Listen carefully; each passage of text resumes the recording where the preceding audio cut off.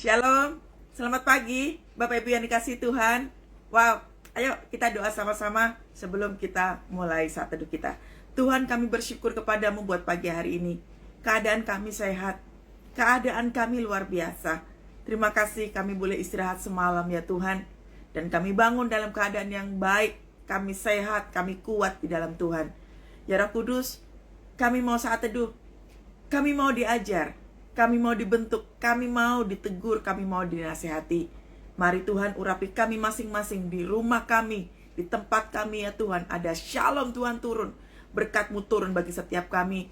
Tuhan, tuntunan-Mu sepanjang hari ini akan membawa kami kepada keselamatan, membawa kami kepada kehidupan yang lebih benar, dan kami memiliki kehidupan yang sangat berhati-hati di dalam Engkau. Terpujilah nama Tuhan. Haleluya. Amin. Wow. Apa kabar saudara? Saya berharap di hari yang ke-9 ini kita tetap on fire di dalam Tuhan. Katakan amin saudara ya. Jakarta hujannya gede banget. Tetap katakan haleluya. Yang mau berangkat bekerja hati-hati ya. Kita saat teduh dulu. Ayo, tema kita hari ini adalah Tuhan bertanggung jawab atas janjinya. Tuhan bertanggung jawab atas janjinya. Saudara, kalau tiap kali Tuhan memberikan kita janji, janji itu jangan kita tagih terus. Tuhan itu tahu kok, kita itu gak kuat, ya. Kita kehilangan semangat, kita depresi, kita gak bisa apa-apa, Tuhan itu tahu. Makanya, membaca firman Tuhan itu mendapat tuntunan daripada Tuhan. Oleh sebab itu, jangan tidak baca firman Tuhan. Makanya kalau ada saat teduh seperti ini, mesti join. Supaya apa? Supaya ngerti. Karena kebanyakan daripada kita kalau lagi saat teduh, gak ngerti ini Tuhan ngomong apa sih? Ini Tuhan lagi mau nasihatin apa sih? Nah, seringkali kita tidak paham itu. Sebenarnya, justru firman Tuhan itu adalah tuntunan. Makanya, sebelum janji Tuhan itu diberikan, kita mesti paham dulu apa yang terjadi dalam hidup kita, apa yang kita alami, apa yang sedang terjadi. Kita harus paham dulu mengapa terjadi seperti ini, mengapa kita kehilangan, mengapa kita gak kuat. Tuhan tahu saudara, Tuhan tahu. Oleh sebab itu, selalu ada janji Tuhan menyertai asalkan kita taat. Ya, ayo buka kitabnya saudara, di kitab Markus 4. Kita udah sering banget baca firman Tuhan ini. Dan kita akan melihat bagaimana Tuhan ngajarin kita supaya kita itu gak nagih janji terus. Kita mesti belajar bagaimana supaya janji itu tidak diaborsi oleh iblis. Jangan salah saudara, iblis bisa mengaborsi janji Tuhan. Iblis bisa menggagalkan janji Tuhan di dalam kehidupan kita. Makanya kalau kita nggak tahu bagaimana caranya supaya janji itu tetap ada dalam kehidupan kita, bahaya banget. Lihat saudara di kitab Markus 4, judul perikopnya di sini adalah angin ribut yang diredakan. Sudah siap dengan firman Tuhannya? Ayo baca sama-sama. Pada hari itu, waktu hari sudah petang, Yesus berkata kepada mereka, "Marilah kita bertolak ke seberang." Mereka meninggalkan orang banyak itu, lalu bertolak dan membawa Yesus beserta dengan mereka dalam perahu di mana Yesus telah duduk dan perahu-perahu lain juga menyertai dia. Lalu mengamuklah taufan yang sangat dahsyat dan ombak menyembur masuk ke dalam perahu, sehingga perahu itu mulai penuh dengan air. Pada waktu itu Yesus sedang tidur di buritan di sebuah tilam. Maka murid-muridnya membangunkan dia dan berkata kepadanya, "Guru, engkau tidak peduli kalau kita binasa." Ia pun bangun, menghardik angin itu, dan berkata kepada danau itu, "Diam, tenanglah." Lalu angin itu reda dan danau itu menjadi teduh sekali. Lalu ia berkata kepada mereka, "Mengapa kamu menjadi takut? Mengapa kamu tidak percaya?" Mereka menjadi sangat takut dan berkata kepada seorang yang lain, "Siapakah gerangan orang ini sehingga angin dan danau pun taat kepadanya?" Wow, powerful sekali ini. Coba kita kembali ke ayat yang sebelumnya. Pada hari itu, waktu hari sudah petang. Berarti kalau bicara tentang petang, Ini kan bicara tentang waktu, ya. Kalau udah petang itu kan berarti semua aktivitas udah selesai dilakukan. Orang itu kalau sudah selesai beraktivitas itu pasti apa sih? Lelah, ya, capek, pengen istirahat, pengen pulang, pengen tidur, pengen ketemu keluarga, gitu ya. Pengen berhenti dari aktivitas, pengen layah-layah, gitu ya. Tapi pada waktu petang itu Yesus kasih perintah. Yesus kasih perintahnya apa? Marilah kita bertolak ke seberang. Bertolak ke seberang itu artinya yang kau jalan terus. Meninggalkan lokasi yang ada di situ. Ini kan ceritanya bahwa Yesus sedang mengajar banyak orang. Setelah itu udah selesai pengajarannya. Yesus menyuruh murid-muridnya untuk bertolak ke seberang. Karena sudah petang. Tadi petang bicara tentang apa? Waktu.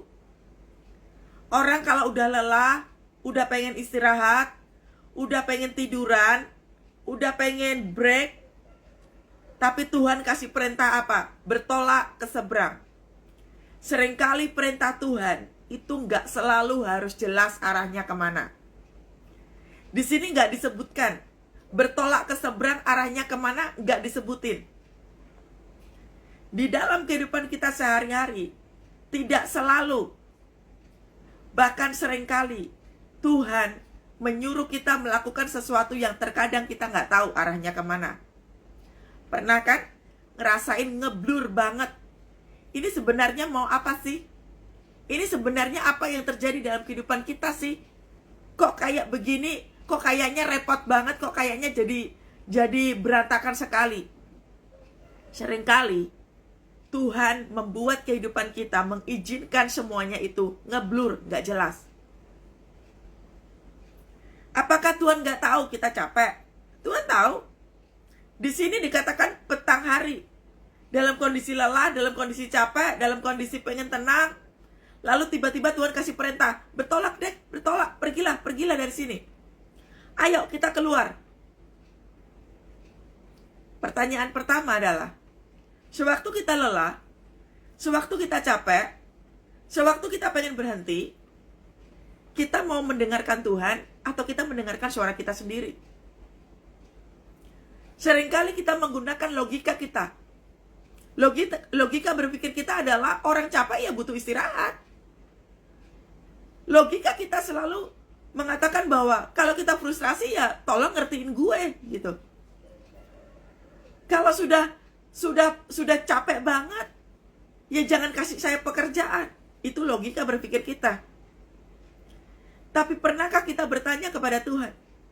Sewaktu Tuhan kasih perintah, pernahkah kita bertanya kepada Tuhan, Tuhan, aku nurut kepadamu?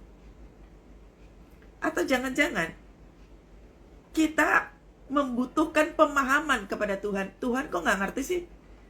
Kan gue lagi capek Tuhan. Kan gue lagi frustrasi Tuhan. Kan gue lagi pengen istirahat Tuhan. Engkau suruh apa? Bertolak ke seberang. Jauh dan gak tahu harus arahnya kemana. Betapa seringkali kita begitu. Kita itu tipe manusia yang pengennya jelas.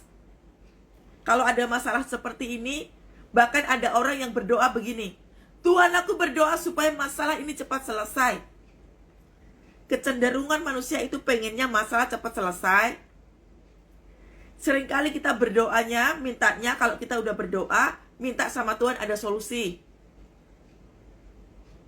Kita tidak pernah bertanya sama Tuhan, mengapa Tuhan kasih perintah ini?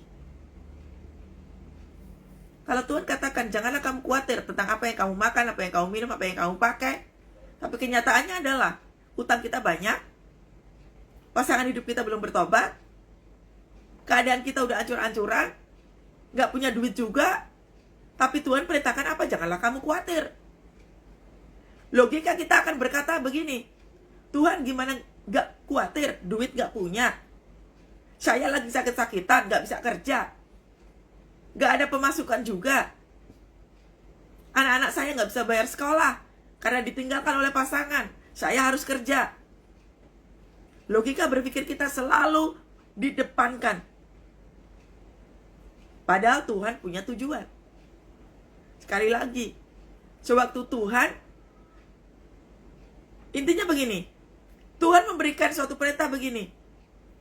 Ketika Tuhan meminta kita berangkat ke kota A, berarti Tuhan sudah tahu kan tujuannya kemana? Ke kota A. Dan Tuhan juga tahu bahwa di kota A itu ada apa. Apa yang akan terjadi di sana Tuhan juga sudah tahu. Tetapi perintah Tuhan itu selalu step by step. Tapi kita sukanya maunya jelas. Tuhan kenapa hancur? Tuhan kenapa bangkrut? Tuhan kenapa ini semua makanan gak laku semua?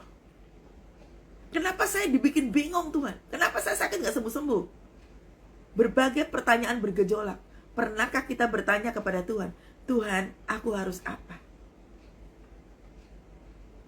Makanya petang di sini bicara tentang waktu.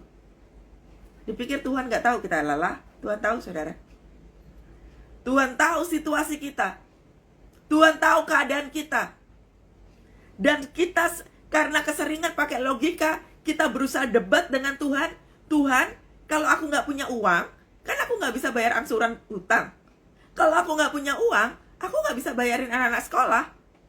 Kalau aku pasanganku ini gak akur-akur, aku punya pasangan yang meninggalkanku, yang dia selingkuh, terus nanti anak-anakku bagaimana? Kita mulai berdebat dengan Tuhan. Padahal Tuhan punya tujuan yang jelas. Kita seringkali tidak paham bahwa kebiasaan Tuhan adalah step by step. Jangan ngikutin cara logika kita berpikir bahwa kalau bangkrut, ya kasih saya duit Tuhan. Kalau pasangan saya jatuh dalam dosa, yang bikin dia bertobat. Itu yang kita mau. Karena kecenderungan kita adalah persoalan cepat selesai deh. Saya udah gak kuat. Saya udah gak mampu. Bisakah kita berubah? Untuk bisa memahami mengapa Tuhan minta supaya murid-muridnya ini bertolak ke seberang. Namanya bertolak ke seberang, apakah Tuhan tidak tahu bahwa di situ ada angin ribut? Mungkin akan ada badai? Mungkin ada begitu banyak binatang buas di sana? Memangnya Tuhan tidak tahu? Tuhan tahu.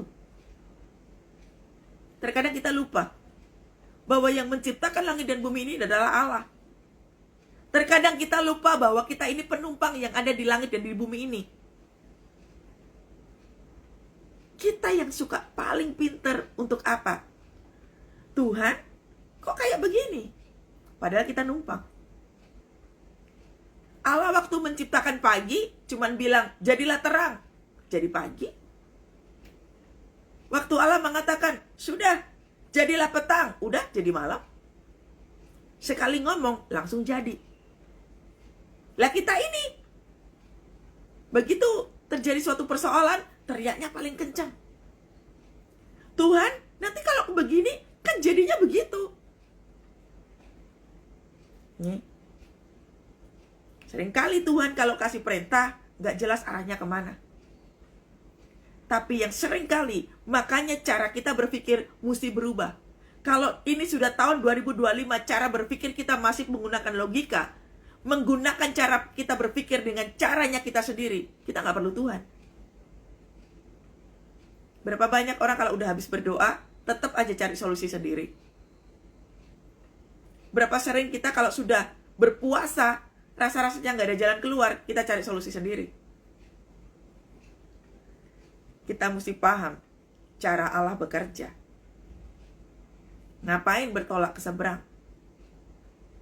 Tapi kita harus tahu bahwa Tuhan Maha tahu segala-galanya. Sekalipun di situ ada badai, sekalipun di situ ada binatang buas, sekalipun ada apa yang akan terjadi waktu naik perahu, waktu bertolak ke seberang itu, ikutin saja. Toh di situ apa? Mereka meninggalkan orang banyak itu lalu bertolak dan membawa Yesus beserta mereka. Di sini sudah ada Tuhan Yesus kok. Yesus beserta dengan mereka dalam perahu di mana Yesus telah duduk dan perahu-perahu lain menyertai dia. Ada Yesus di perahunya. Seringkali kita nggak yakin dengan doa kita sendiri. Waktu kita berdoa, seringkali kita bertanya, kira-kira Tuhan dengerin doaku nggak ya? Kira-kira doaku tuh dijawab sama Tuhan nggak ya? Sebenarnya Tuhan itu ada atau enggak? Sebenarnya apa yang dikatakan Alkitab itu terjadi atau enggak? Sewaktu kita tidak kenal siapa Yesus, pertanyaan itu akan timbul. Padahal udah jelas banget dikatakan di sini bahwa Yesus kasih perintah untuk bertolak. Di perahu itu ada Yesus juga. Tapi masih juga bertanya, kira-kira doaku dijawab Tuhan atau tidak? Kira-kira Tuhan mendengar doaku atau tidak? Bahkan kita pun masih suka bertanya, ini Tuhan itu maunya apa sih? Aku harusnya apa? Kok Tuhan gak ngomong apa-apa? Aku minta duit gak dikasih duit? Aku minta sehat aku gak dikasih sehat? Aku minta pasanganku kembali gak terjadi juga? Aku minta sembuh secara mental, enggak terjadi juga.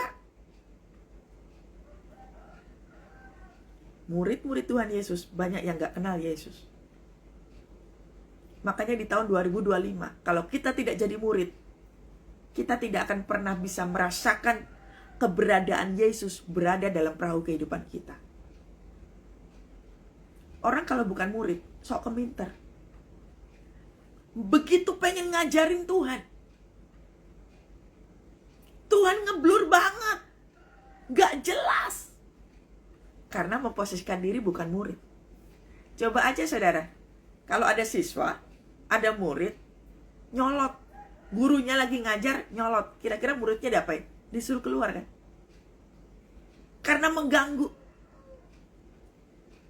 Kalau di tahun 2025 ini, kita tidak belajar untuk menjadi murid, murid yang mau tunduk pada guru, murid yang tidak mau diam untuk mendengar, maka kita akan menjadi murid yang memberontak. Karena sekali lagi kita harus tahu cara kerja Yesus. Cara kerja Tuhan dalam hidup kita itu sukanya nggak jelas. Tapi kau harus tahu bahwa step by step.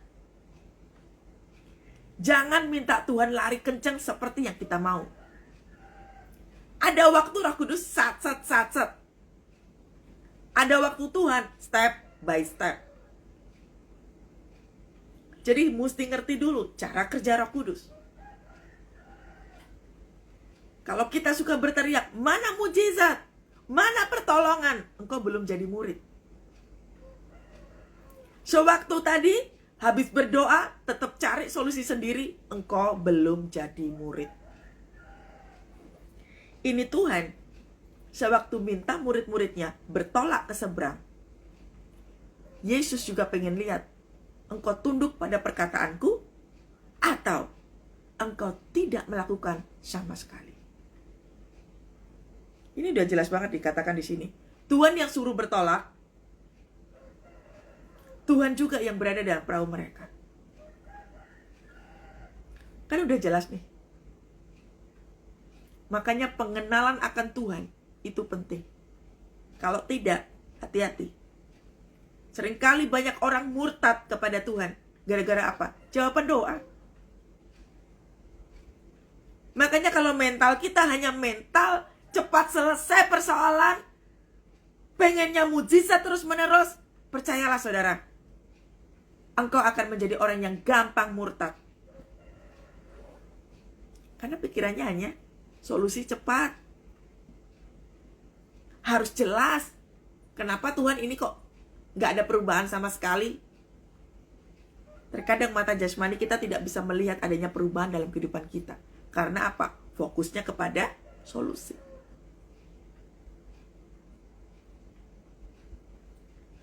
Yesus duduk bersama-sama dengan perahu mereka. Itulah kenapa ketika Yesus ada perintah terhadap hidup kita, mata Tuhan pun ngelihat yang akan terjadi. Namanya orang naik perahu, berarti itu ada badai, ada angin topan, bisa-bisa tenggelam, bisa-bisa mati di tengah jalan. Tuhan Yesus tahu itu. Oleh sebab itu, waktu kita memposisikan diri sebagai seorang murid, kita mesti belajar, ada nggak Yesus beserta kita? Itulah kenapa kalau kita memposisikan diri bukan sebagai murid, kita nggak akan pernah bisa merasakan hadirat Tuhan ada atau tidak.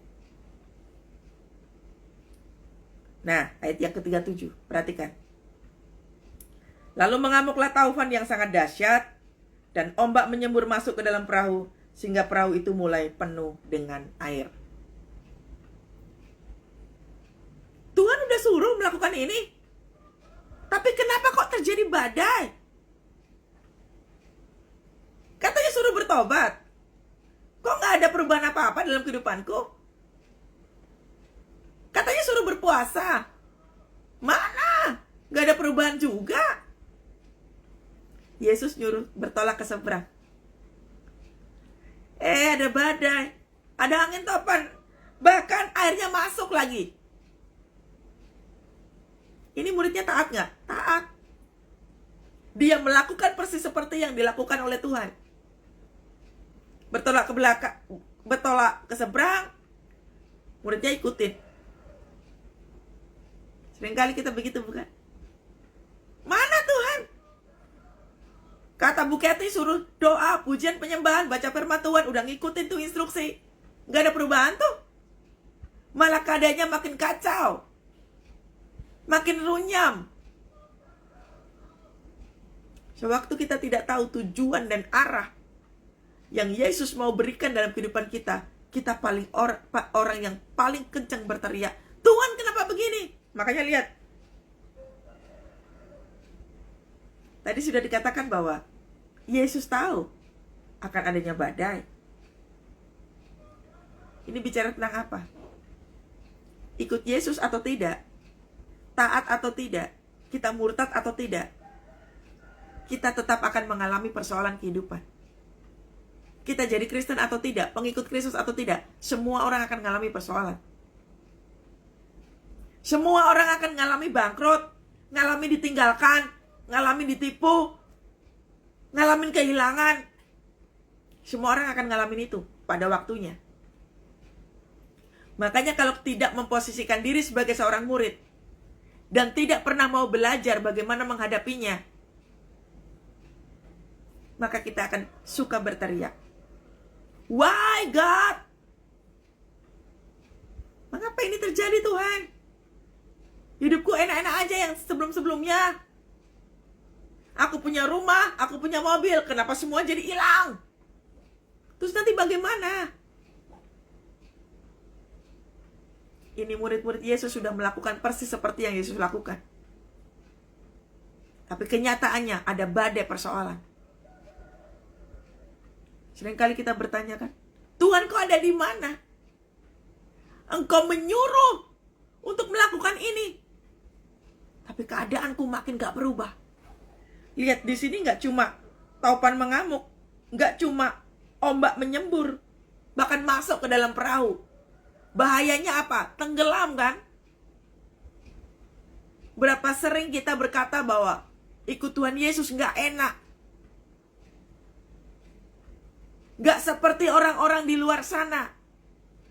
Ikut Tuhan Yesus gak enak, banyak peraturan.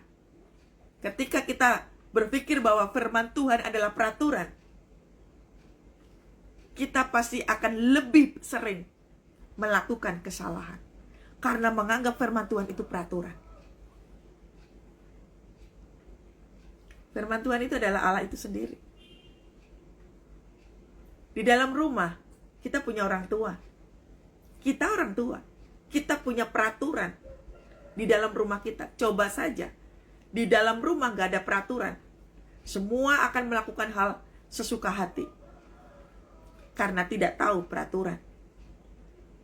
Di dalam satu keluarga, ketika satu orang jatuh dalam dosa, itu orang gak ngerti peraturan.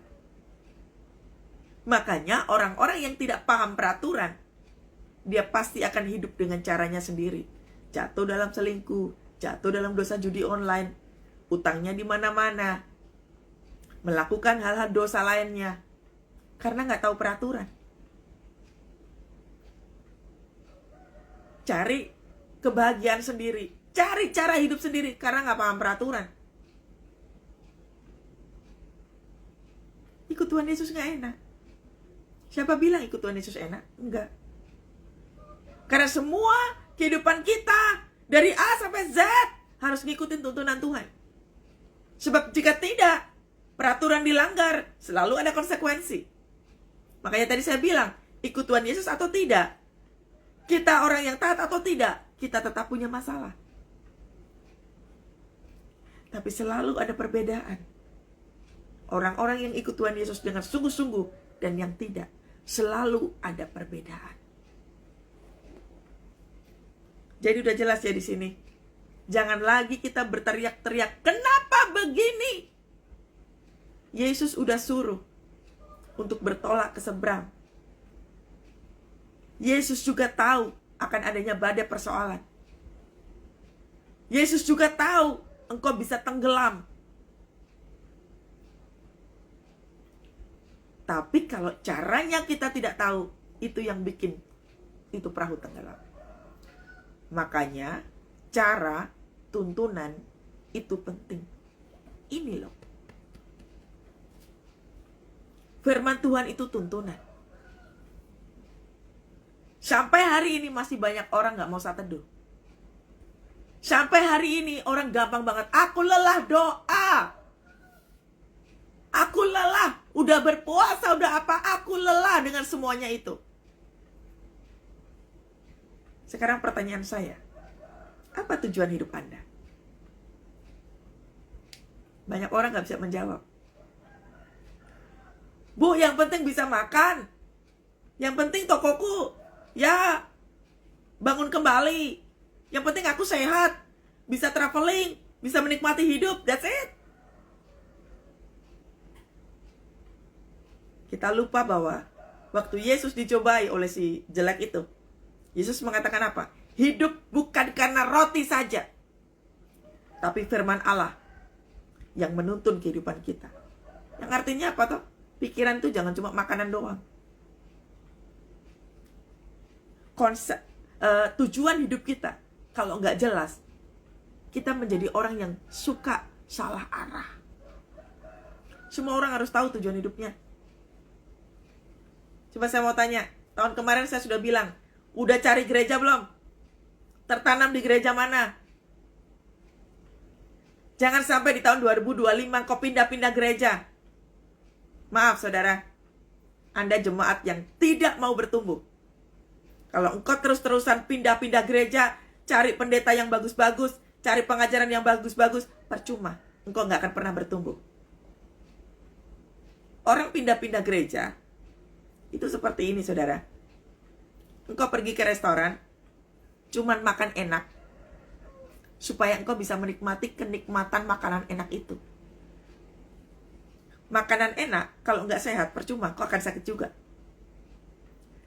Tapi kalau engkau berada dalam suatu rumah yang terpilih, engkau akan berhati-hati, makanan yang kau makan itu pasti makanan-makanan yang baik. Kalau engkau pindah-pindah gereja, cari pengajaran-pengajaran yang bagus. Bullshit saudara. Engkau nggak butuh pengajaran. Engkau hanya butuh kenikmatan. Cari gereja di tahun 2025. Minta tuntunan Tuhan. Engkau harus bertumbuh di mana? Jangan seperti teman-temanmu yang pindah sana, pindah sini, cari pendeta yang bagus-bagus. Percuma, engkau tidak akan bisa bertumbuh. Punyai iman yang teguh sendiri. Aku Tuhan, tolong aku mau bertumbuh, aku mau cari gereja yang tepat, agar supaya aku dan seluruh seisi keluargaku bertumbuh kuat.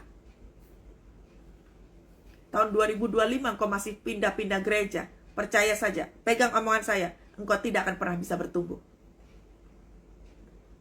Engkau akan menjadi jemaat yang gitu aja. Karena sekali lagi, kita harus jadi murid. Ini loh, kayak si firman Tuhan ini. Hidup kalau nggak sesuai dengan tuntunan, Yesus sudah ada di dalam perahu kehidupan kita. Tinggal kita mau taat atau tidak. Pengenalan akan Tuhan kalau nggak jadi murid nggak bisa. Makanya kalau masih jadi jemaat yang suka pindah-pindah gereja, engkau hanya butuh khotbah yang bagus-bagus. Apalagi kalau gereja itu banyak artis. Wah, percaya saja, kau tidak akan mengalami pertumbuhan apapun. Ini kan sebenarnya Yesus. Sekalipun Yesus itu bersama dengan murid-murid, tapi Yesus mau ngajarin murid-muridnya. Namanya guru, mana ada sih guru ngasih persoalan, ngasih soal-soal, terus gini, murid-murid, ini ya kunci jawabannya, udah isi aja. Kira-kira kalau kayak begitu murid-muridnya jadi pintar nggak, saudara? Enggak, udah pasti. Kerjakan dulu persoalannya, supaya engkau bisa belajar, supaya engkau bisa tahu kualitas kepandaianmu seperti apa. Kerjakan dulu. Baru setelah itu dikoreksi sama gurunya. Dan kau bisa lihat nilaimu seberapa. Gak mungkin ada guru yang ngasih banyak soal-soal yang harus dikerjakan ditambah dengan jawaban doa. Itu guru bodoh. Membuat murid-muridnya menjadi semakin bodoh. Ini Yesus lagi ngajarin murid-muridnya. Yang pertama tadi, Yesus tahu bahwa murid-muridnya lagi lelah, lagi capek, pengen istirahat. Tapi Yesus suruh apa? Bertolaklah ke seberang. Tuhan lagi ngajarin, kau masih taat atau tidak. Di tengah-tengah rasa lelahmu, di tengah-tengah rasa kebingunganmu, Tuhan kasih instruksi gak jelas, engkau taat atau tidak. Tuhan sedang memuridkan. Yang kedua, sudah dikatakan bahwa aku besertamu, yang artinya waktu engkau berdoa kepadaku, kata Tuhan, aku ada bersama-sama dengan engkau. Tuhan lagi ngajarin. Kira-kira waktu kita berdoa, kita punya keyakinan atau tidak bahwa Yesus bersama-sama dengan kita.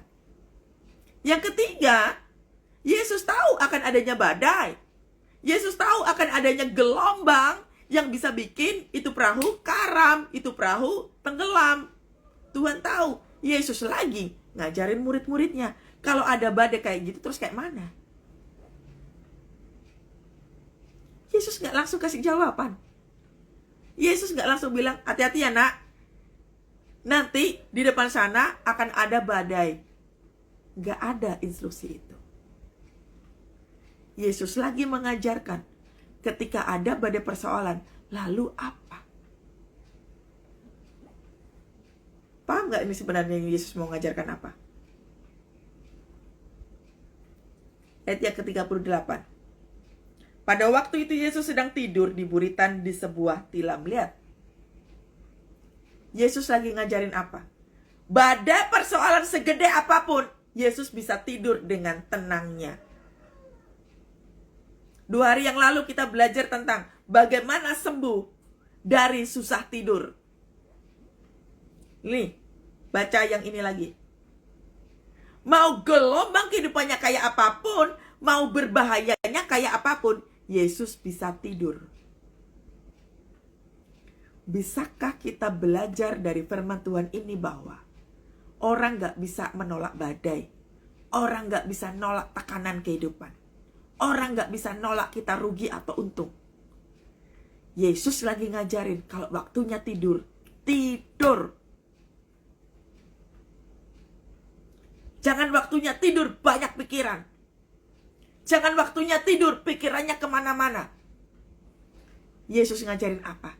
Tidur. Yang kedua, tidur bicara tentang apa? Tenang. Kan Yesus kasih instruksi apa? Bertolak ke seberang. Ikutin saja instruksinya meskipun gak jelas.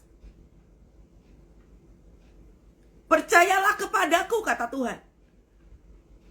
Pertanyaannya adalah, waktu kapan Tuhan aku harus percaya? Gak ada instruksi. Percaya kepadaku artinya, apapun yang sedang kau alami, percaya saja kepadaku. Tuhan tahu bahwa engkau gak bisa bayar utang. Tuhan tahu engkau belum sembuh. Tuhan tahu keadaan keluargamu lagi hancur-hancuran. Tuhan tahu. Tapi kalimat Tuhan udah jelas. Percayalah kepadaku.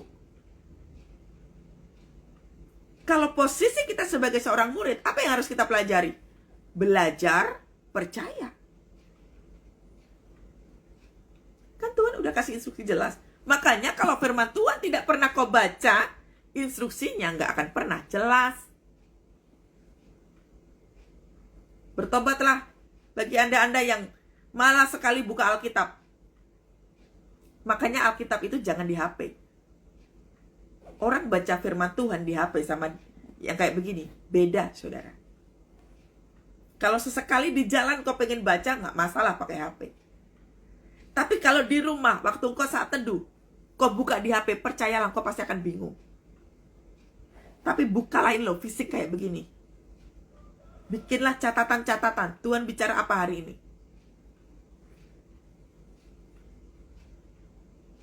Saya baca firman Tuhan tiap hari. Karena apa? Saya butuh tuntunan. Sebab jika tidak, saya pun tidak tahu arah kehidupan saya kemana. Apalagi Anda sudah tahu cerita kehidupan saya. Saya pernah bangkrut. Saya pernah disuruh tutup semua perusahaan. Saya pernah di layoff. Kalau saya tidak pernah baca firman Tuhan, tidak tahu saya arah tujuannya kemana. Ini Tuhan lagi bobok manis. Pada waktu apa? Badai. Dan ini dikatakan apa? Yesus sedang tidur di puritan. Berarti betapa enaknya dia tidur. Karena apa? Hari udah petang. Yesusnya udah pasti capek. Ini kan habis pelayanan ini. Yesus barusan selesai mengajar. Pasti capek. Yesus lagi ngajarin apa? Sekalipun engkau lelah, sekalipun engkau frustrasi, sekalipun engkau stres, sekalipun jalan keluar belum ada, sekalipun pintu tertutup, waktu tidur, tidurlah. Sekalipun semuanya itu terjadi, belajarlah tenang di dalam Tuhan. Badai persoalan pasti ada, tekanan kehidupan pasti ada, gak ada pintu terbuka, itu pasti akan dialami. Tapi Tuhan ajarkan apa? Tenang, waktunya tidur, tidurlah. Ada waktu kita harus mengistirahatkan pikiran, mengistirahatkan hati, mengistirahatkan tubuh. Makanya seringkali saya bilang, kalau Anda kerja mati-matian demi uang, percaya saja, engkau akan gampang. Yang pertama, engkau akan menjadi orang yang gampang sakit. Yang kedua, kebahagiaanmu akan terkikis habis. Karena apa? Engkau akan kerja terus. Engkau nggak tahu quality time dengan keluarga, engkau nggak tahu me time, engkau nggak tahu pelayanan, engkau nggak tahu bagaimana harus menumbuhkan dirimu sendiri. Karena fokusmu apa? Kerja, kerja, kerja, kerja. Makanya kalau pengajaran dunia mengatakan kalau utangmu banyak, engkau harus kerja mati-matian. Padahal urutan yang benar apa? Tunggu dulu Tuhan bicara apa. Ini loh. Yesus tetap bubuk cantik. Sewaktu badai persoalannya datang. Ini lihat, ombak menyembur masuk ke perahu. Sampai udah masuk ke perahu, Yesusnya masih tidur. Belajarlah waktu engkau dikejar-kejar debt collector, engkau bisa tetap tidur. Sekali lagi saya katakan bahwa orang bisa tidur dengan tenang, itu berkat. Dia tahu hidupnya disertai oleh Tuhan. Dia paham betul bahwa semuanya udah hancur-hancuran, dan sekarang aku kembali kepada Tuhan, dan aku percaya Tuhan tuntun. Perhatikan, anak bungsu yang pulang ke rumah bapaknya. Si anak bungsu yang rakus, yang serakah ini, yang udah ngabisin duitnya bapaknya itu, dia kembali ke rumah bapaknya, ditolak nggak? Enggak. Justru bapaknya begitu senang, anaknya pulang, dikasih pesta, dikasih baju, dikasih kebahagiaan, karena anaknya pulang. Sewaktu kita mengalami kehancuran, gak mungkin kita ditinggalin nama Tuhan. Sewaktu kita mengalami habis-habisan, gak mungkin kita ditinggalkan Tuhan. Nurut atau tidak. Makanya persoalannya mau segede apapun, kalau waktunya tidur, tidur. Ada waktu kita untuk istirahat, ada waktu kita untuk break. Kalau pikiranmu hanya kerja, kerja, kerja, duit, duit, duit, keluarga, keluarga, keluarga, kebahagiaan, kebahagiaan, kebahagiaan, percaya saja, kapal kehidupan Anda pasti tenggelam.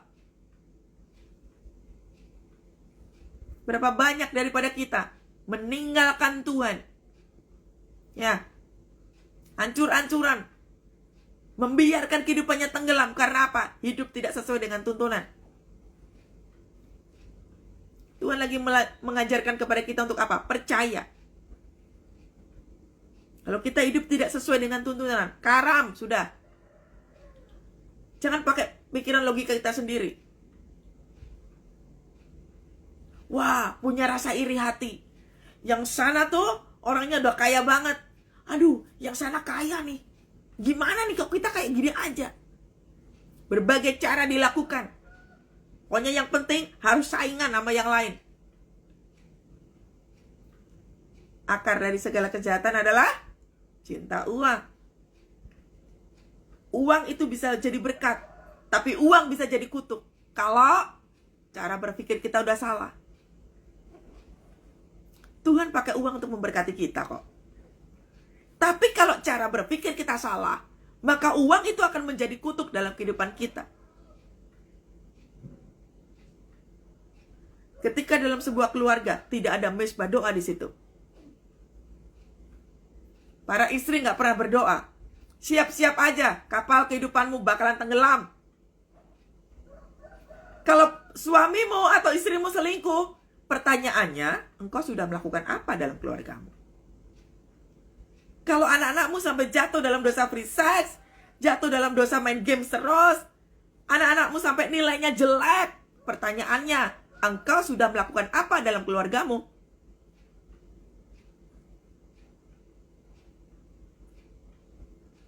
Kan tadi Tuhan sudah katakan,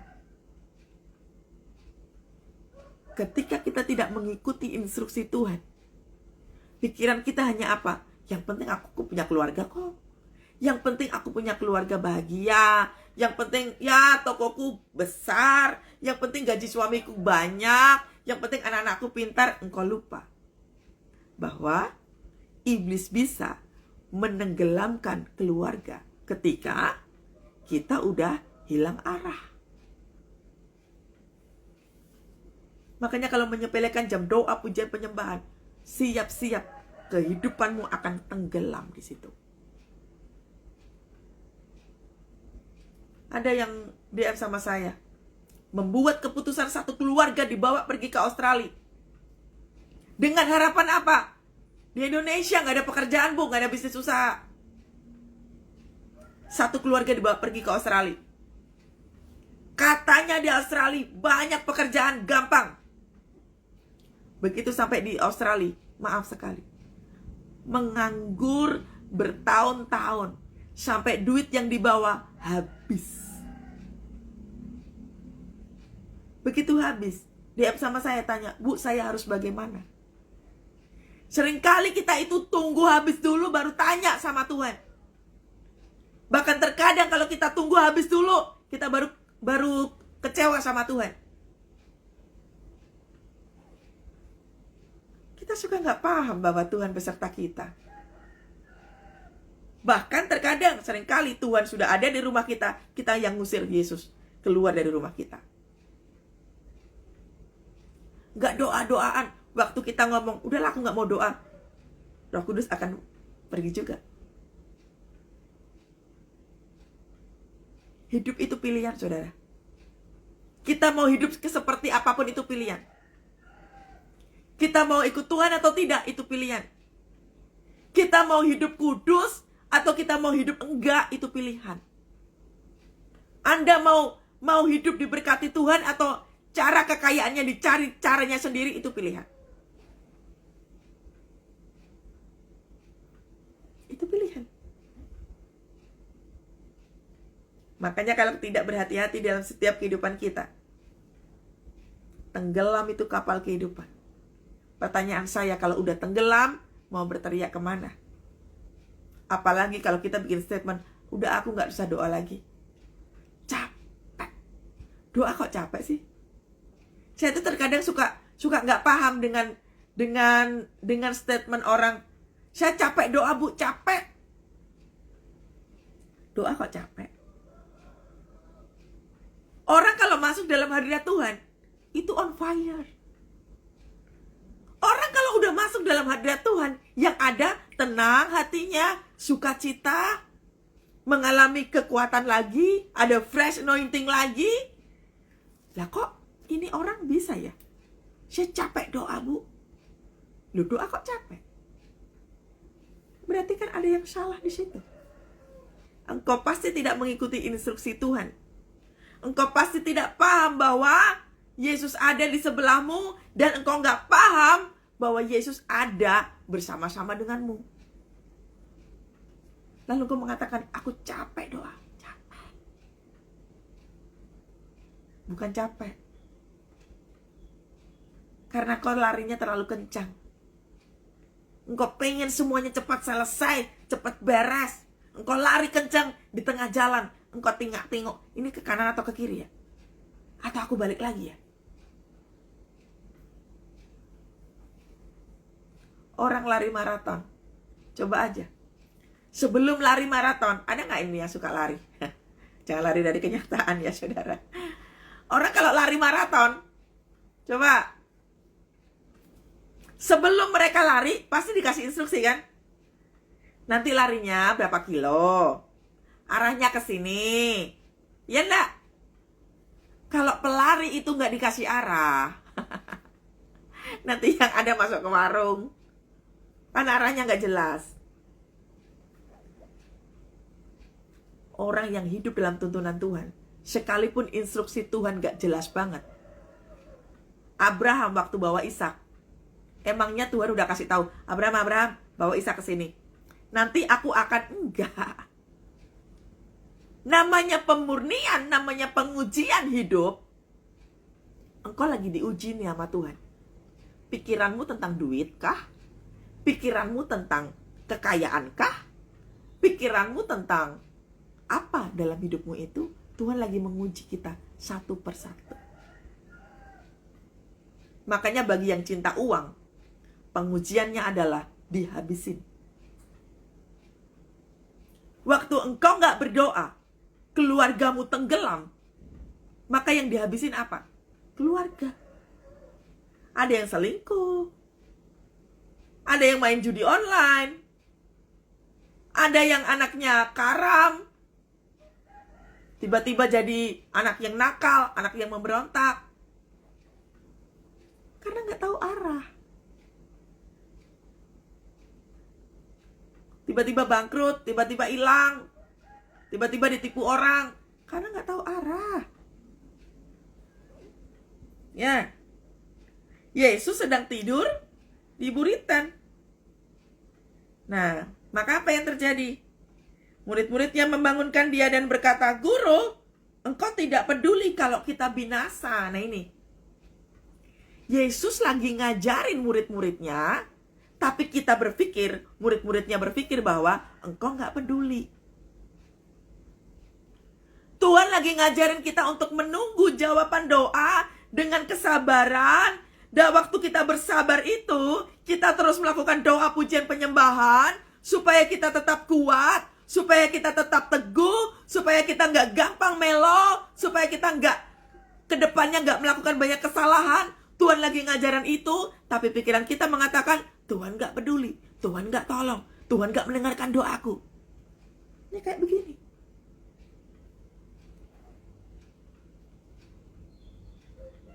Tuhan lagi mengajarkan ketenangan. Tuhan lagi ngajarin bahwa engkau dengerin aku aja. Dengerin aku aja. Tapi murid-muridnya bilang apa? Guru, engkau tidak peduli. Yang pertama, menuduh Tuhan tidak peduli. Yang kedua, tidak peduli kalau kita binasa. Murid-muridnya sok komentar gak ini? Kayak tadi yang saya bilang, yang menciptakan langit dan bumi itu adalah Allah. Kita itu penumpang di bumi ini. Tapi seringkali kita itu ngajarin yang membuat bumi ini. Kita lebih sok komentar. Padahal Tuhan lagi ngajarin. Kalau doamu belum dijawab, Tuhan lagi ngajarin engkau sabar, Tuhan lagi ngajarin engkau berpengharapan, Tuhan lagi ngajarin supaya kuat imanmu, Tuhan lagi ngajarin supaya teguh pengharapanmu.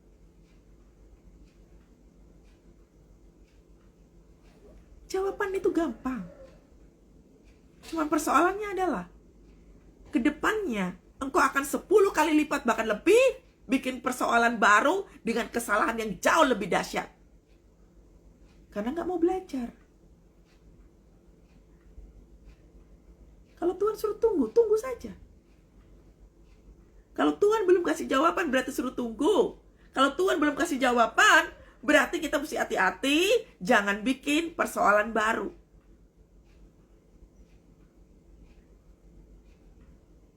Sebelum pandemi, saya bermaksud untuk bikin satu usaha resto begitu. Berkali-kali, tiap kali mau bayar itu ruko, gagal terus. Entah saya yang nggak bisa, entah pemilik rukonya yang nggak bisa. Nilainya besar. Karena Tuhan tahu, Tuhan sayang sama saya. Tuhan perintahkan malaikat supaya apa? Digagalin itu. Ketemu sama ownernya. Karena Tuhan tahu akan terjadi pandemi. Hati-hati. Supaya duitnya Kathy nggak hilang. Apalagi itu nilainya miliaran. Hati-hati. Coba pilihannya saudara. Saya sudah berdoa. Sudah berpuasa. Saya sudah ngomong sama Tuhan bahwa saya akan bikin resto. Tuhan sudah kasih clue-nya. Tuhan udah kasih jawabannya. Gagal terus ketemu sama owner. Pilihannya adalah, kalau saya berasumsi Tuhan tidak peduli, saya akan menggunakan logika saya berpikir, saya kan punya duit, tinggal bayar saja. Ya sudah, kalau Tuhan gak jawab, saya tinggal bayar. Toh duitnya sudah ada kok. Kalau saya pakai logika saya sendiri, saya tidak pernah paham bahwa di depan akan ada pandemi. Kira-kira saya akan menjadi orang stres gak? Tuhan kalau kasih instruksi suka gak jelas. Makanya mata kita mesti jeli. Mata kita mesti jeli. Telinga kita mesti peka. Itulah pentingnya menunggu. Kalau jawaban doa itu belum terjadi, menunggu berarti ada sesuatu hal di depan yang kau mesti hati-hati. Tunggu dulu. Puji Tuhannya, saya taat. Gak ketemu sama ownernya ya sudah. Dan saya puji Tuhan, haleluya. Begitu pandemi masuk, semua pada tertutup semua. Saya masukin itu uang ke deposito kembali. Dan saya katakan, Tuhan terima kasih. Engkau menyelamatkan hidupku. Itu loh maksud Tuhan. Badai kehidupan, semua orang akan ngalami. Logika saya berpikir adalah, kan saya kehilangan pekerjaan. Berarti saya harus bikin usaha baru toh? Itu kalau pakai logika. Tapi Tuhan mintanya apa? Tunggu dulu. Karena kalau engkau bikin resto, sebentar lagi ada pandemi, percuma. Restomu akan tutup, nggak akan ada pembeli datang ke situ. Karena semua sedang tertutup. Instruksi Tuhan suka nggak jelas, saudara. Bahkan tujuan Tuhan kadang suka nggak jelas. Itulah kenapa Tuhan meminta untuk belajar apa? Percaya saja. Tuhan meminta untuk apa? Sabar dulu. Kalau belum ada jawaban doa, sabar dulu. Selama kita ngikutin instruksi Tuhan, semuanya akan dalam kendalinya Tuhan. Perhatikan di sini. Di perahu kehidupan ada Yesus di situ. Tapi kenapa masih berasumsi bahwa engkau nggak peduli Tuhan? Engkau nggak peduli kehidupan keluarga kami yang ancur-ancuran ini. Berarti engkau nggak yakin bahwa di dalam keluargamu ada Yesus. Berarti engkau nggak yakin dengan doamu sendiri. Berarti engkau nggak yakin kau punya iman. Padahal untuk mempraktekkan imanmu kuat atau tidak, justru pada saat apa? Badai kehidupan. Imanmu akan diam saja waktu engkau banyak duit, waktu keluargamu baik-baik aja, waktu engkau sehat sempurna, waktu engkau arisan bersosialita dengan teman-teman arisanmu. Imanmu akan diam aja. Tapi imanmu akan bertumbuh. Kehidupanmu akan menjadi kuat. Waktu apa? Badai persoalan datang. Doamu belum dijawab sama Tuhan. Tekanannya begitu gede. Tapi engkau berlatih untuk percaya sama Tuhan. Imanmu lagi aktif di situ. Cari tahu cara kerja Yesus seperti apa. Jangan seperti ini. Guru, engkau tidak peduli kalau kami binasa. Berarti ini murid Yesus tidak tahu siapa Yesus. Padahal ini murid tiap hari ketemu sama Yesus. Tapi tetap menilai Yesus, membiarkan dirinya binasa. Makanya saya bilang, kalau kita tidak benar-benar menjadi murid yang taat, kita akan menjadi seperti ini. Kita akan menjadi seperti ini. Yakinkan dulu bahwa Yesus ada bersama-samamu. Yakinkan dulu bahwa Yesus ada bersama-sama dengan keluargamu. Kalau pintu semuanya tertutup, yakinlah bahwa Yesus beserta kita. Sekalipun doamu belum dijawab, yakinlah bahwa Yesus tetap memimpin dan pegang kendali seluruh kehidupan kita. Ketika murid Yesus pakai logika kayak begini, Tuhan akan karam loh, Tuhan kami mau mati loh, karena pakai logika. Nah, di tengah-tengah badai persoalan yang begitu besar, Yesus ngajarinnya apa, saudara? Perhatikan ayat yang ke-39. Ayat 39, Anda dan saya mesti praktek. Gini caranya menghardik dari setiap badai persoalan. Perhatikan. Ia pun bangun, menghardik angin itu, dan berkata kepada danau itu. Perhatikan. Ia pun bangun, menghardik angin itu, dan berkata kepada danau itu. Tahu nggak saudara, ini Yesus lagi ngajarin apa? Kalau kita punya masalah, berkatalah kepada masalah itu. Di dalam nama Tuhan Yesus, suamiku, istriku jatuh dalam dosa. Aku minta kuasa darah Yesus. Segala roh perselingkuhan, aku perkatakan, engkau pergi dari kehidupan keluargaku. Segala roh kemiskinan, aku perintahkan engkau keluar atas kehidupanku. Ngomonglah sama masalah itu. Makanya waktu kita doa, doamu gak spesifik, iblis akan tertawa. Apalagi kalau doanya, Tuhan berikan aku kekuatan, Tuhan berikan aku kehidupan yang baik. Kalau doamu cuma umum kayak begitu aja, iblis gak takut. Karena itu gak powerful. Apalagi doa yang diucapkan 3 kali, 7 kali, 9 kali, 41 kali. Semuanya mesti ganjil. Percayalah, gak powerful. Yang kau hadapi adalah badai itu hadapi. Di situ dikatakan apa? Ia pun bangun. Bangun bicara tentang apa? Hei, sadar diri, ada badai di depan. Jangan tiduran. Jangan melo, jangan mengasihani diri sendiri. Ada badai, ada sesuatu hal yang membahayakan kehidupan kita, bangkitkan dirimu. Nih, yang kedua, Yesus ngajarin apa? Menghardik angin. Sewaktu pintu semua tertutup, yang dihardik angin. Apakah yang dihardik itu? Kekhawatiran, ketakutan, kekecewaan, keinginan untuk berhenti, itu angin. Dihardik, saudara. Dalam nama Tuhan Yesus, aku tidak mau khawatir. Hei kekhawatiran, aku perintahkan kau pergi dari pikiranku. Hei ketakutan, aku perintahkan engkau pergi dari kehidupanku. Hai kekhawatiran, aku perintahkan engkau tidak mengintimidasi aku. Dalam nama Tuhan Yesus, engkau gak punya kuasa apapun dalam kehidupanku. Ini menghardik angin. Kalau kau doa, jangan hanya sekedar, Tuhan aku gak kuat. Gak usah melo-melo kayak begitu, saudara. Yang kau lawan itu iblis. Roh jahat yang dilepaskan dalam kehidupan kita gak nampak di matamu. Tapi waktu segala sesuatunya susah di depan mata, itu yang akan kau doakan. Dalam nama Tuhan Yesus, sekalipun sakit penyakit belum juga pulih, aku berdoa di dalam nama Tuhan Yesus. Aku perintahkan, katakan, kau sakit apa? Kalau kau sakit kakimu, ngomong sama kakimu, dalam nama Tuhan Yesus, hei tulang, aku perintahkan kau kuat kembali. Dalam nama Tuhan Yesus, aku beriman ya Tuhan, tulangku kuat dan aku bisa berjalan. Waktu engkau ngomong, tulangku kuat dan aku bisa berjalan, berjalanlah dengan iman. Dikatakan apa? Bangun, menghardik angin itu dan berkata kepada danau, Jadi engkau perintahkan itu persoalan. Supaya apa? Di dalam nama Tuhan Yesus, aku perintahkan, hei kaki, engkau kuat kembali.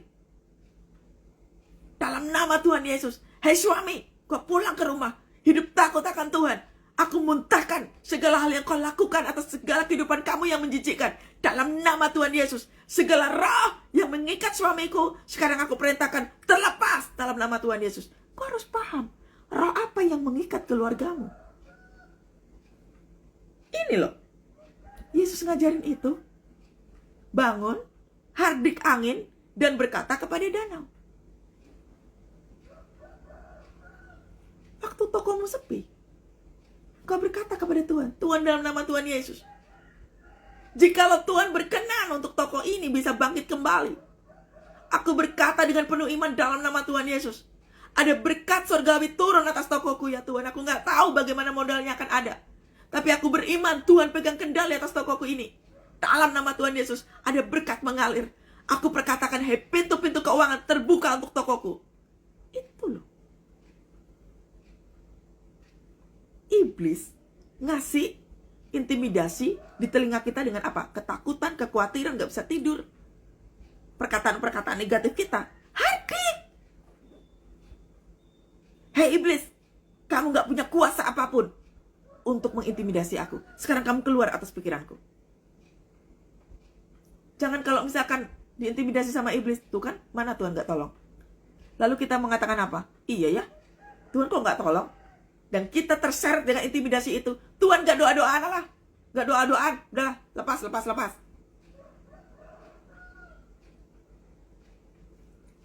Hati-hati kalau intimidasi iblis tidak kau patahkan. Engkau akan terseret dengan semuanya itu. Berapa banyak orang melo dan mengasihani diri sendiri. Karena apa? Tidak belajar menghardik intimidasi iblis. Jadi kalau doa itu jangan umum. Dan jangan biarkan mulutmu itu ngomong negatif terus. Susah bu, sukar bu. Dari jalan keluar bu. Tipe-tipe kalahan kayak gini. Mental pemenang itu gak ngomong kayak begitu. Tuhan aku percaya kepadamu. Keluarga aku pasti dipulihkan. Aku berdoa, sebutkan namanya. Suamimu, istrimu, anak-anakmu. Tuhan aku berdoa. Ada pasukan-pasukan yang luar biasa di dalam Tuhan. Terjadi atas pasanganku, atas anak-anakku. Tuhan aku minta pemulihan. Terjadi ya Tuhan dalam nama Yesus. Sebutkan. Engkau minta pemulihan apa? Dan kau harus pahami. Spirit yang ngikat apa dalam keluargamu. Jangan doa umum, Tuhan berikan kesejahteraan untuk keluargaku. Tuhan pulihkan. Apa? Pulihkan dari apa? Kesejahteraan apa? Pahami betul spirit apa yang ngikat dalam keluarga kita. Kalau pasanganmu selingkuh, berarti satu paketnya selingkuh apa? Selingkuh, cinta uang, free sex, pornografi, itu satu paket. Perceraian, kehancuran, perekonomian, itu berarti satu paket. Hadapi, hardik, dan patahkan itu. Tapi jangan cuma ngomong ya. Belajar hidup dalam pengurapan Tuhan. Sebelum menghardik, harus ada pengurapan Tuhan terlebih dahulu. Pengurapan Tuhan didapat dari mana? Doa, pujian penyembahan, baca firman Tuhan. Ini perkataan mesti dalam pengurapan. Nah, waktu dalam pengurapan itu, dijaga pikirannya, dijaga hatinya. Karena orang-orang yang hidup dalam pengurapan, semuanya mesti dijaga. Jangan ngutuk. Jangan bergosip. Jangan menjelekkan pasangan. Jangan menjelekkan mertua, apalagi orang tua. Dijaga perkataannya, dijaga hatinya. Supaya doamu powerful. Tiap hari minta maaf sama Tuhan. Koreksi diri apa yang sudah dilakukan.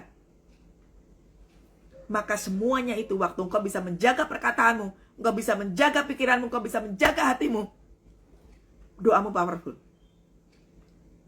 Di situ Yesus katakan apa? Diam, tenanglah. Dia ngomong sama badai. Hai kemiskinan, diam dan tenanglah. Engkau tidak punya kuasa apapun untuk mengganggu pikiranku. aku bisa selesaikan bersama-sama dengan Tuhan. Itu. Diam, tenanglah. Diam, tenanglah. Lalu angin itu reda dan danau itu teduh kembali. Inilah yang disebut dengan persoalan harus ada tunduk sama kita, persoalan harus ada di bawah kaki kita. Makanya kalau kita tuh ngomong, susah bu, gak ada jalan keluar bu, engkau membesarkan persoalanmu dan kecillah imanmu. Ya, makanya tadi saya bilang kan, ikut Yesus atau tidak, badai persoalan tetap ada. Engkau doa atau tidak, badai persoalan tetap ada. Percaya Tuhan atau enggak, badai persoalan tetap ada. Tapi yang membedakan adalah setiap orang yang ikut Yesus, sekalipun ada badai persoalan, dia bisa menghardik semuanya itu dengan sendirinya. Anda nggak perlu pendeta, cari-cari pendeta, bayar-bayarin pendeta, nggak usah kayak gitu. Jadi murid, jadi murid, belajar dengan sungguh-sungguh. Jadi murid. Orang murid itu namanya murid itu latihan. Kalau engkau nggak latihan, makanya dikit-dikit cari pendeta. That's why saya katakan kepada Anda, tertanamlah dalam sebuah gereja, berkomunitas, melayani Tuhan, engkau pasti akan menjadi powerful. Berlatih, berlatih. Lalu ia berkata kepada mereka, nih Yesus lagi tegur sama kita. Mengapa kamu begitu takut? Mengapa kamu tidak percaya? Nih, ditegur sama Yesus. Mengapa kamu takut? Kenapa kamu tidak percaya? Sekali ngomong, langsung badai itu tunduk loh. Kemarin saudara, saya mau pergi ke gereja. Karena waktunya mepet, saya terpaksa naik Gojek. Karena kalau naik mobil, nggak bakalan cukup waktu. Waktu naik Gojek, udah mau hujan. Saya berdoa begini, Tuhan dalam nama Tuhan Yesus, aku perintahkan hujan, berhenti dalam nama Yesus, berhenti dalam nama Yesus. Aku berdoa dalam nama Tuhan Yesus. Berhenti hujannya. Dan berhenti itu hujan. Berhenti itu hujan. Begitu sampai di gereja, begitu tiba di gereja, itu hujan baru deres. Deres pakai banget sampai sore. Saya selesai pelayanan, hujannya berhenti. Yang bikin powerful adalah apa? Kebiasaan memiliki hubungan dengan Tuhan. Ya.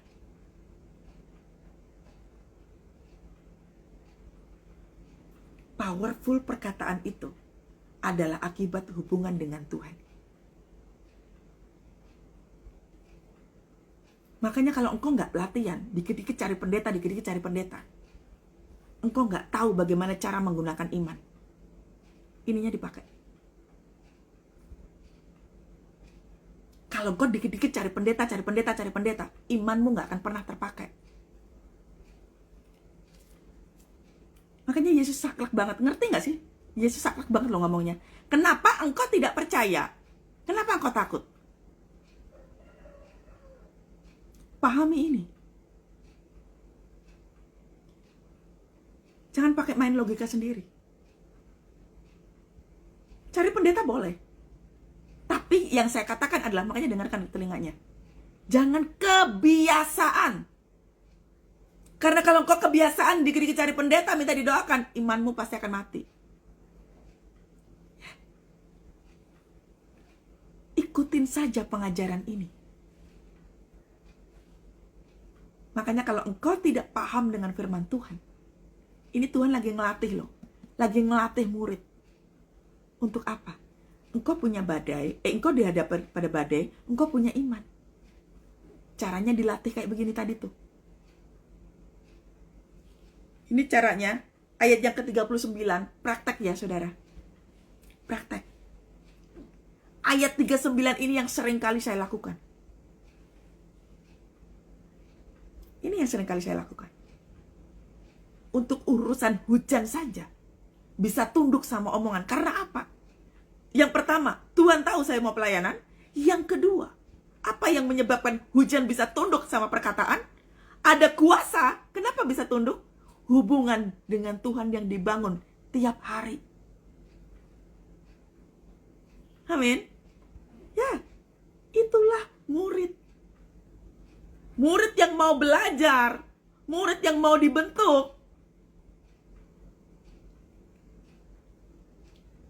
Pasti powerful. Coba lihat saudara. Saya dulu itu dikit-dikit cari pendeta. Wah, saya itu paling gak bisa kalau gak sama pendeta. Saya tuh sampai kalau terjadi suatu persoalan, pasti saya telepon pendeta ABCD, saya teleponin semuanya.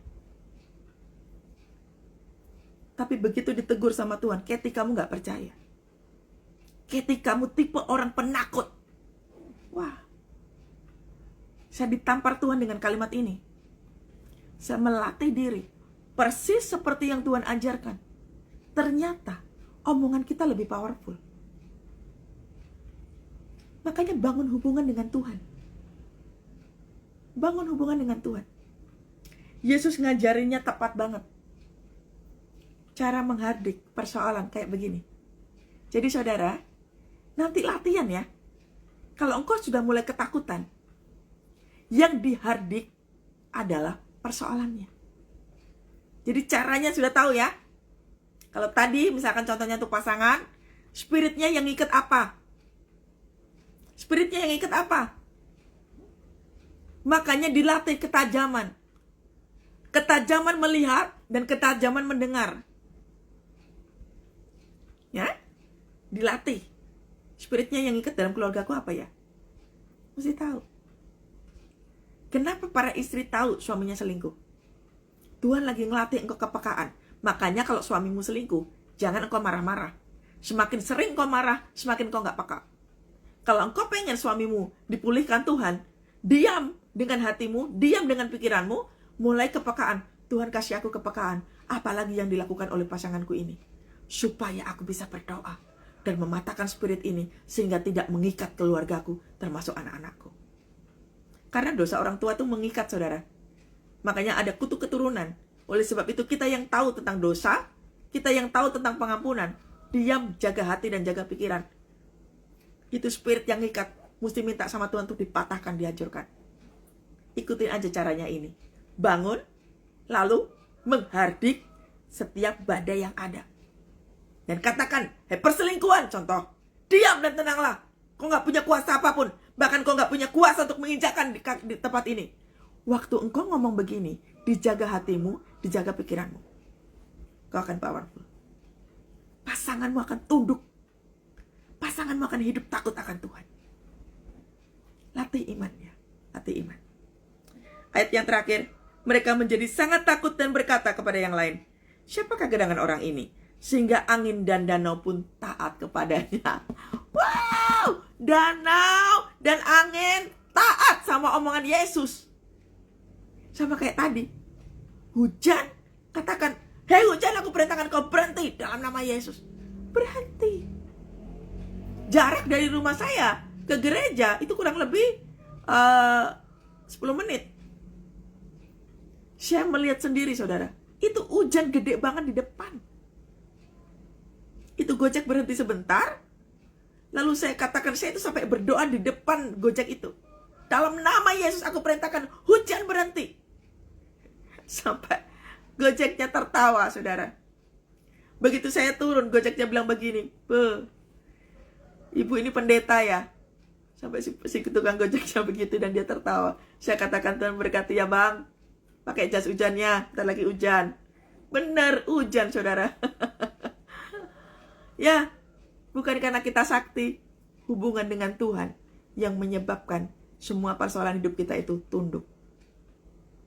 So, saudara, jangan takut dengan apapun. Jangan takut dengan persoalan apapun. Katakan kepada jiwamu, kau tidak takut. Hadapi saudara, hadapi. Anda akan menjadi orang yang luar biasa dahsyat. Justru persoalan kehidupan kita, badai yang begitu besar itu akan membuat kita bangkit menjadi pemenang-pemenangnya Tuhan. Ya, ayo jadi pemenang. Ayo melewati semua badai dengan kekuatan Tuhan. Jangan pakai pikiran sendiri. Ya, jangan membesar-besarkan persoalan. Besarkan Tuhan. Amin. Sebab kau besar, perbuatanmu ajaib, tiada seperti engkau, tiada seperti engkau. Sebab kau besar, perbuatanmu ajaib, tiada seperti engkau, tiada seperti engkau. Angkat tanganmu saudara. Sebab kau besar, perbuatanmu ajaib, tiada seperti engkau, tiada seperti engkau. Sebab kau besar, perbuatanmu ajaib, tiada seperti engkau, tiada seperti engkau. Saudara, saya melihat ada seorang wanita akan dipakai Tuhan dahsyat untuk memenangkan pasangan hidupnya yang jatuh dalam dosa perselingkuhan yang menjijikkan sekali. Hei engkau perempuan yang akan dipakai Tuhan untuk memenangkan suamimu yang melakukan perselingkuhan yang menjijikkan itu, ikutin tuntunan Tuhan pagi hari ini. Tuhan sedang melatih engkau berdoa. Tuhan sedang melatih engkau menghardik segala bentuk kejijikan yang dilakukan oleh pasangan hidupmu. Ingat baik bahwa iblis sedang membuka kutuk atas kehidupan anak-anakmu. So pagi hari ini, hei engkau wanita, engkau akan dipakai Tuhan untuk memenangkan pasanganmu itu. Ikutin tuntunan Tuhan pagi hari ini dan belajarlah dengan doamu. Engkau menghardik segala roh yang mengikat kehidupan pasanganmu itu, supaya engkau menjadi pemenang di dalam keluargamu. Selamatkan keluargamu. Selamatkan keluargamu dari semua kutuk keturunan. Di dalam nama Tuhan Yesus, hamba-Mu berdoa ya Tuhan. Untuk wanita yang kau pilih ini ya Tuhan. Untuk memenangkan keluarga ini ya Bapak. Ada urapan doa. Ada urapan pendoa turun atas wanita ini Bapak. Dalam nama Tuhan Yesus. Dalam nama Tuhan Yesus. Keluargamu akan dipulihkan. Mungkin dalam waktu yang agak lama. Tapi engkau sedang dipersiapkan Tuhan. Menjadi pasukan-pasukan doanya Tuhan. Terimalah urapan pendoa itu dalam nama Tuhan Yesus. Dalam nama Tuhan Yesus. Urapan pendoa turun atas engkau. Doamu menjadi powerful. Tuhan katakan jaga hatimu, jaga pikiranmu. Tuhan lagi ngelatih engkau untuk berdoa. Di dalam nama Tuhan Yesus. Roh pujian, roh penyembahan turun ya Tuhan atas wanita ini Bapa. Dalam nama Yesus. Dalam nama Tuhan Yesus. Anda yang punya toko sepi, Tuhan minta supaya engkau berdiri di tokomu yang sepi itu. Mulai lakukan di ayat yang ke-39 ini. Minta Tuhan agar supaya menghardik segala roh kemiskinan, menghardik segala roh kekurangan dalam nama Tuhan Yesus. Segala lumbung-lumbung perekonomianmu yang sedang kosong hari-hari ini, berdirilah di depan, di dalam tokomu itu yang kosong itu, dan mintalah, angkatlah tanganmu dan mintalah berkat, supaya pintu-pintu Tuhan terbuka di dalam nama Tuhan Yesus. Ada kuasa Tuhan sedang turun. Yes Tuhan, bila kuasa-Mu turun atas orang yang berdoa di dalam tokonya yang sepi itu ya Tuhan. Dalam nama Tuhan Yesus, ada urapan Tuhan turun. Dalam nama Yesus, dalam nama Tuhan Yesus. Sebab Kau besar, perbuatanmu ajaib, tiada seperti Engkau, tiada seperti Engkau. Terima kasih Tuhan, Engkau telah mengajarkan kepada kami bagaimana kami menghadapi hari esok. Kami percaya kepadamu, apa saja yang diperintahkan Tuhan, Engkau bertanggung jawab atas janji-Mu sendiri. Kami mau belajar untuk taat apa yang Tuhan mau dalam kehidupan kami. Kami mau belajar menggunakan iman kami ya Tuhan. Kami lebih daripada pemenang. Kami tahu sungguh bahwa Engkau Tuhan Allah yang akan membawa kami keluar dari segala kehidupan-kehidupan kami yang tidak benar ini ya Bapa. Terima kasih Tuhan. Segala puji hormat kemuliaan hanya bagi nama Tuhan. Biarlah berkat daripada Allah Bapa, Putra dan Roh Kudus menyertai kita semua pagi hari ini dan sampai selama-lamanya. Ada urapan doa, ada urapan pujian penyembahan, ada urapan firman Tuhan turun memenuhi setiap kami. damai sejahtera Allah, sukacita, melimpah-limpah atas segala kehidupan kami. Dalam nama Tuhan Yesus. Dalam nama Tuhan Yesus. Haleluya. Amin.